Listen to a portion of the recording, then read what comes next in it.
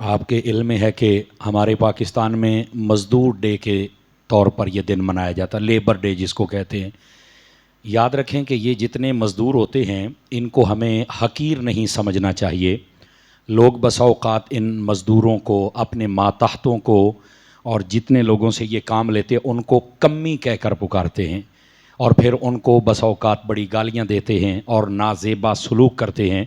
تو یہ شریعت میں اس کی اجازت نہیں ہے۔ اللہ رب العزت نے قرآن مجید برہان رشید میں فرمایا اہم یقسمون رحمت ربک، فرمایا کیا یہ لوگ ہیں جو اللہ کی رحمت کو تقسیم کرتے ہیں؟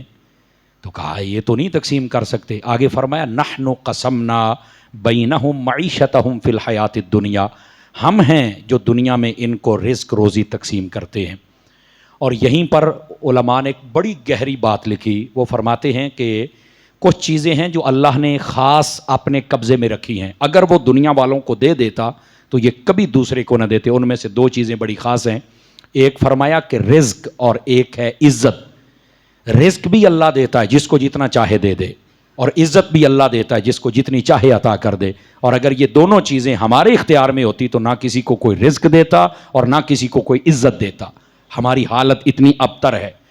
تو فرمایا کہ ہم ہیں جو لوگوں کو رزق بھی دیتے ہیں، اور ان کی معیشت کے لیے جو نظام ہے وہ سارا رب کا چلایا ہوا نظام ہے۔ اور آگے پھر اگلی بات بھی ارشاد فرمائی جو ذہنوں میں سوال ہے کہ کسی کے پاس زیادہ ہے کسی کے پاس تھوڑا ہے، ایسا کیوں ہے؟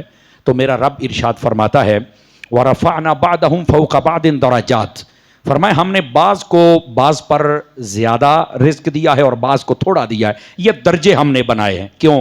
لِيَتَّخِذَ بَعْضَهُمْ بَعْضًا سِخْرِيًّا، فرمایا اس لیے کہ یہ ایک نظام دنیا کا چلتا رہے کہ کچھ افسر بن جائیں اور کچھ ماتحت بن جائیں، اور اگر سب کو ایک جیسا رزق دیا جاتا تو سارے کہتے میرے پاس تو اتنا ہے تو میں کام کیوں کروں، اور اگر یہ کام کوئی نہ کرتا تو یہ دنیا ناکارہ ہو جاتی۔ تو اللہ تعالیٰ نے کئیوں کو پیسہ زیادہ دیا، مال دیا، زمینیں دیں، تاکہ لوگ اس کے پاس جب کام کریں تو وہ بھی بیٹھ کے سکون سے کھاتا رہے اور اپنے ماتحتوں کو بھی دیتا رہے، اس کا گھر بھی چلتا رہے، اس کا بھی چلتا رہے۔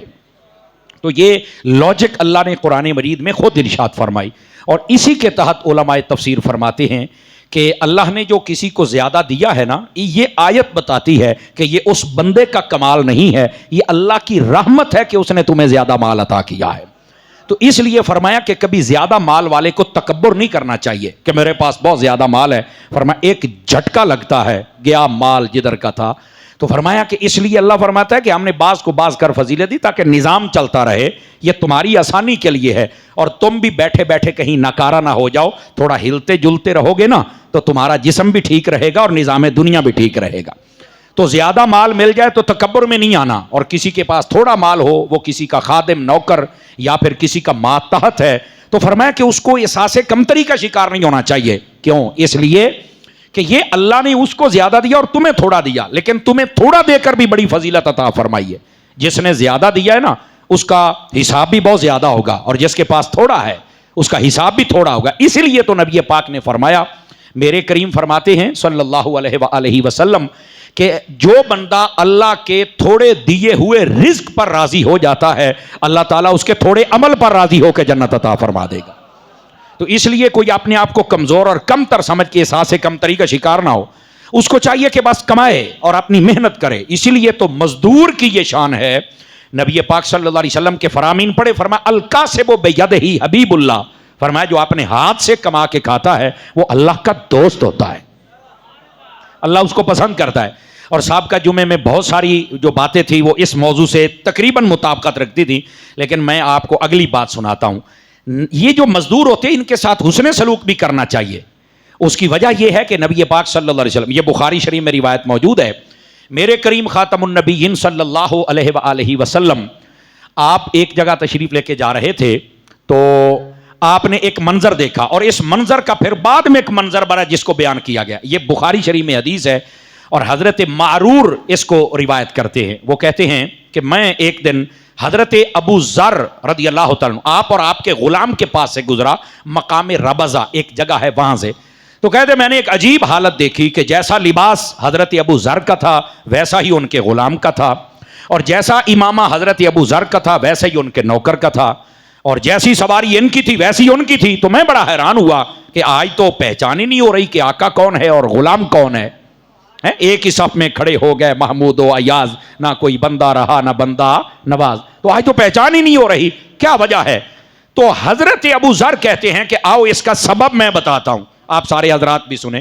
وہ کہتے ہیں وجہ یہ بنی کہ یہ جو میرا غلام ہے نا, جس کو میں نے اپنے جیسی پگڑی, اپنے جیسا سوٹ, اپنے جیسی سواری دے رکھی ہے, ایک دن میں اس کو برا بھلا کہہ رہا تھا, اس سے کوئی کام غلط ہو گیا یا صحیح نہ کر سکا یا وقت پہ نہ کر سکا, تو میں نے اس کو ذرا برا بھلا کہا. تو پیچھے سے نبی پاک علیہ السلام آ گئے, انہوں نے ساری بات سن لی.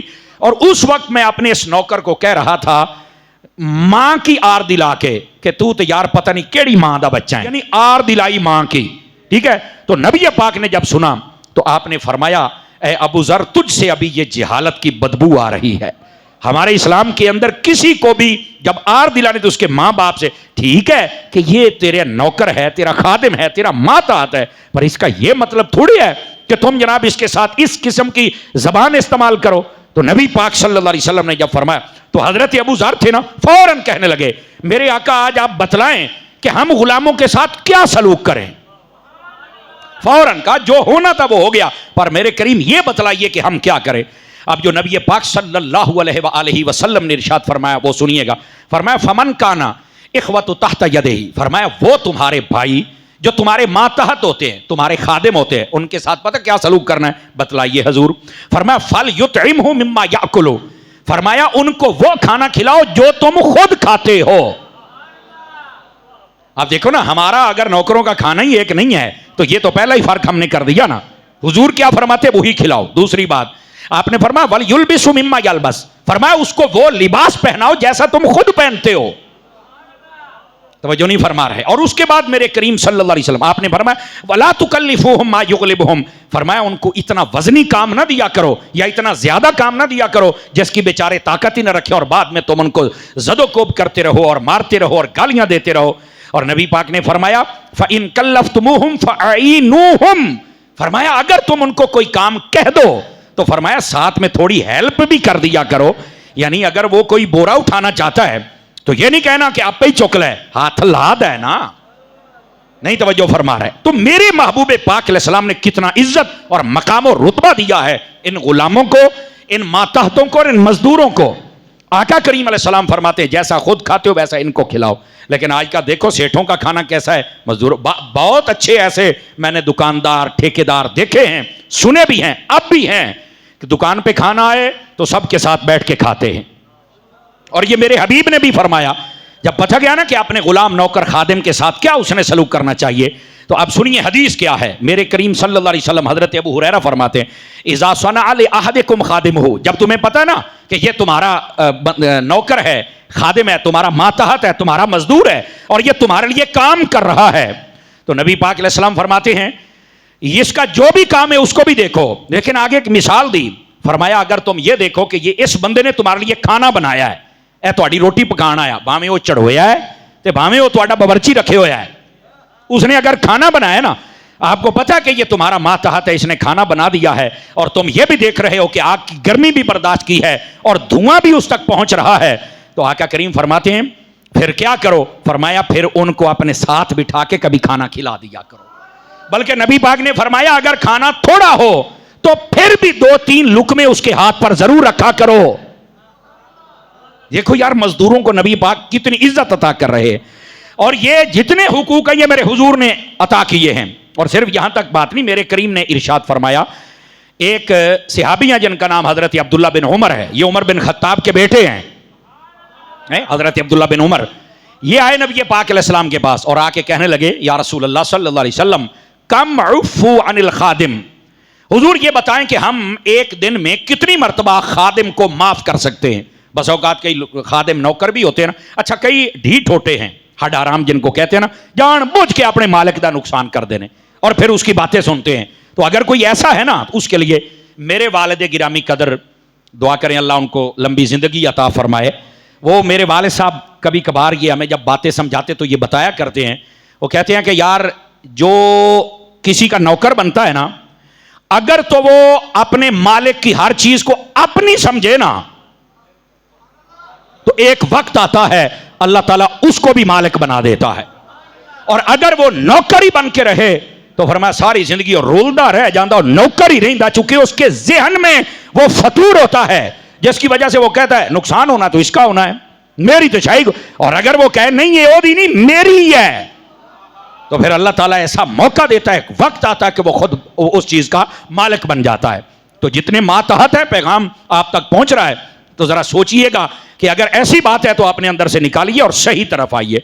میرے کریم صلی اللہ علیہ وسلم آپ نے فرمایا، جب پوچھا نا کہ اپنے خادم کو ہم کتنی مرتبہ معاف کریں تو میرے کریم خاموش ہو گئے، فصامتا رسول اللہ علیہ السلام، حضور خاموش ہو گئے۔ تھوڑی دیر بعد پھر پوچھا حضور ہم اپنے خادم کو ایک دن میں کتنی مرتبہ معاف کریں اگر وہ غلطی کر بیٹھے؟ تو میرے نبی پاک علیہ السلام نے فرمایا کل یوم 70 مرتن، فرمایا اگر ایک دن میں 70 مرتبہ بھی تمہارا نوکر غلطی کرے، مزدور غلطی کرے تو پھر بھی معاف کر دیا کرو، لیکن اگر تمہیں پتہ چل جائے کہ یہ جان بوجھ کر کرتا ہے، ڈھیٹ ہے، تو پھر آپ اچھے طریقے کے ساتھ اس سے اجازت لے لیں۔ اور ہاں بس اوقات ایسا ہوتا ہے کہ کوئی مزدوری آپ کے پاس کرنا چاہتا ہے اور وہ ہے بھی نیک نیت لیکن بیچارے کو کرنی نہیں آتی۔ ایک صورت یہ بھی ہوتی ہے نا کہ وہ مجبوریوں نے کرنی ہے نوکری لیکن وہ بیچارہ کر نہیں سکتا، کوئی نہ کوئی پرابلم ہے اس کے ساتھ، تو پھر بھی بجائے اس کو تانے دینے کے اچھے طریقے سے اسے اجازت لے لی جائے۔ تو یہ نبی پاک علیہ السلام نے مزدوروں کے بارے میں فرمایا۔ اور پھر آخری حدیث شریف سناؤں، روایات اور بھی ہیں بلکہ 2 سناتا ہوں، لطف آئے گا آپ کو۔ نبی پاک صلی اللہ علیہ وسلم نے فرمایا کہ آپ اپنے مزدور کو اس کی اجرت دیں، کب؟ فرمایا اس کا پسینہ سوکھنے سے پہلے پہلے ادا کر دیا جائے۔ میں گزارش کروں گا جتنے احباب کسی سے کام کرواتے ہیں مزدور کو بھگایا نہ کریں، وہ بیچارہ پتہ نہیں کس مجبوری کے تحت آ کے نوکری کرتا ہے، اور اگر آپ لوگ پیسہ نہیں دیتے اور 6 مہینے رولدہ راندہ ہے تو یار ایسے نہ کیا کریں، مہربانی کریں، اس کی مزدوری کروائیے تو فوراً عطا کر دیجئے۔ اور پھر آخری حدیث شریف سناتا ہوں اس حوالے سے، نبی کریم صلی اللہ علیہ وسلم آپ جلوہ گر تھے، ایک نوجوان تھا اور اس کے پاس آلات تھے جس کے ساتھ وہ کام کاج کرتا تھا، مثلا جیسے کلاڑی ہوتی ہے، بیلچا ہوتا ہے، کوئی بھی چیز وہ لے کے جب گزرا نا، تھا بڑا تگڑا نوجوان، تو دیکھنے والوں میں سے ایک نے کہا، اس نے کہا کاش کہ یہ بندہ آج یہ اپنا سامان لے کر مزدوری کے لیے جا رہا ہے، کاش کہ ایسا ہوتا کہ یہ میدان جہاد میں جاتا، اللہ کی راہ میں جہاد لڑتا، اتنا تکڑا بندہ ہے اور یہ کدھر جا رہا ہے۔ نبی پاک علیہ السلام نے جب سنا تو اب جواب سنیے میرے کریم نے کیا فرمایا۔ میرے کریم فرمانے لگے ان کانا خارجا یسعى علی ولدہ صغار، فرمایا اگر تو اس کے چھوٹے بچے ہیں اور یہ ان کے لیے محنت کرنے کے لیے جا رہا ہے، فہو فی سبیل اللہ، پھر تمہیں پریشان ہونے کی ضرورت نہیں، یہ جہاد پر ہی جا رہا ہے۔ پھر نبی پاک صلی اللہ علیہ وسلم نے فرمایا وَإِن كَانَ يَسْعَى عَلَىٰ أَبَوَيْنِ شَيْخَيْنِ كَبِيرَيْنِ، فرمایا اگر اس کے ماں باپ بوڑھے ہیں اور بزرگی کی عمر میں چلے گئے، ضعیف ہیں، اور یہ ان کے لیے جا رہا ہے، فَهُوَ فِي سَبِيلِ اللَّهِ، پھر بھی تمہیں ٹینشن نہیں لینی، یہ پھر بھی جہاد کر رہا ہے، یہ سمجھو کہ اللہ کی راہ میں ہے۔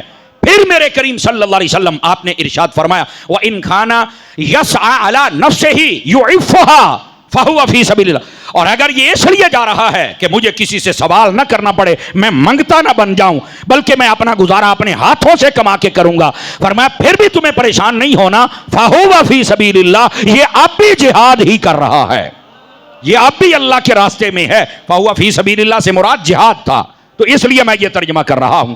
اور آخری بات میرے کریم نے فرمائی وَإِن كَانَ خَرَجَ رِيَاءً أَوْ مُفَاخَرَةً فَهُوَ فِي سَبِيلِ الشَّيْطَانِ، اور اگر یہ اس لیے نکلا ہے کہ میں تکبر کروں گا اور میں فخر کروں گا یا ریاکاری کرتے ہوئے نکل رہا ہے کہ لوگ کہیں گے کہ بڑی کمائی کر رہا ہے، فرمایا اب یہ شیطان کے راستے پر ہے۔ اور اگر یہ بچوں کے لیے کما رہا ہے، ماں باپ کے لیے کما رہا ہے، اور اپنے آپ کو سوال سے بچانے کے لیے کما رہا ہے کہ میری عزت محفوظ رہے، فرمایا ایسے ہی سمجھو کہ یہ اللہ کے راستے میں نکلا ہوا ہے۔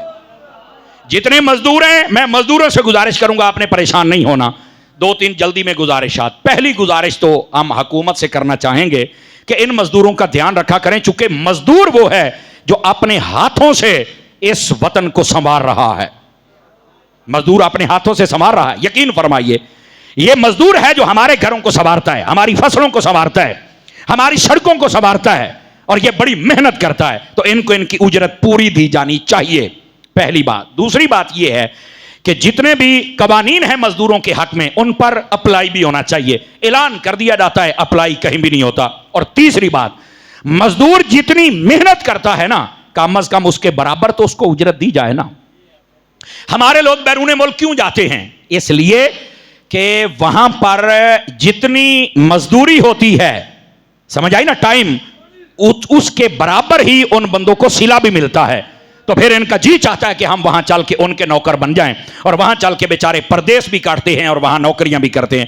وہ کہتے ہیں کم از کم جتنی محنت کر رہے ہیں اتنا پیسہ تو مل رہا ہے نا، اور یہاں رہ کر اتنی محنت کرتے ہیں اور پیسہ نہیں مل رہا، اجرت ہی اتنی نہیں ہے. کبھی وڈیرا کھا گیا اور کبھی جناب ادھر سے افسر کھا گیا، کبھی رشوت والا کھا گیا، کبھی کوئی جاتے جاتے چلان کر گیا. اور یہ سارا ظلم مزدوروں کے ساتھ کیا ہوتا ہے؟ ہمیشہ جب روکا جاتا ہے یا ریڑی والے کو یا رکشے والے کو یا موٹر سائیکل والے کو، تو یہ جتنے پراڈو والے نے انہوں نے بھی کدی سنیا جائے.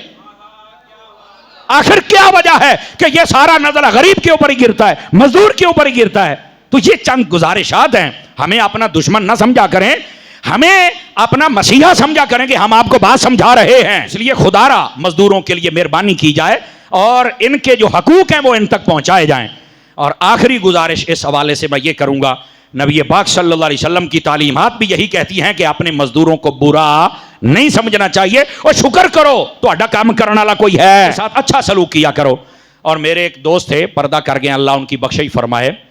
وہ میں نے ایک جگہ تقریر کی تو وہ سن رہے تھے وہاں پر نا، تو میں نے ایک بات سنائی کہ مزدور کی جب آپ مزدوری دینا، مثال کے طور پہ آپ کی مزدوری ہے 1200 روپیہ، مثال دے رہا ہوں، تو آپ اس کو 1300 دے دیں. 1200 ہے، کتنی دیں؟ 1300 دے دیں. 1200 والا 1200 میں اتنی طاقت نہیں ہوگی جو اتنی 100 روپے میں ہوگی، چونکہ وہ اپنے خلوص سے دے رہے ہیں، آپ پیار سے دے رہے ہیں. اسی کے اندر آپ کی انسانیت ہے، اسی میں آپ کا پیار ہے، اسی میں آپ کی سخاوت ہے، اسی کے اندر یہ ثابت ہوتا ہے کہ آپ اس کو کوئی سمجھتے ہیں. سمجھ آ رہی میری؟ کسی کو بھی کوئی دینے لگے نا، آپ دیکھیں جو ہمارے یہ سیانے بزرگ بیٹھے ہیں نا، آج بھی یہ دکانوں تے کھلوتے ہو نا، تو یہ کوئی چیز جب تولنے لگتے ہیں نا تو کلو ہے نا تو پھر بھی یہ 2 دانے اٹھا کے اور پھینک دیتے ہیں. ایسا ہوتا ہے یا نہیں ہوتا؟ بتلائیے مجھے. آج بھی بزرگوں کی یہ عادت ہے اور ان کو تو کبھی فکر نہیں ہوا کہ ساڑی کچھ گھٹ جانی. یہ جو اتلے 2 دانے ہوندے نا، وہ سارے دے ذہن وچ ہوندا بھی یار ہے پورا نہیں تولدا، کچھ ود دیندا ہے. تو یہ ایک چیز ہے جس کو حسن سلوک پہ طور پہ. تو انہوں نے بعد میں مجھے کہا کہ علامہ صاحب میں چلا گیا سعودی عرب میں، تو وہاں میں کسی کے یہاں مزدوری کرتا تھا اور وہ مجھے دیتا تھا 350 ریال. یہ مطلب آج سے تقریباً کوئی 12 سال پرانی بات میں سنا رہا ہوں.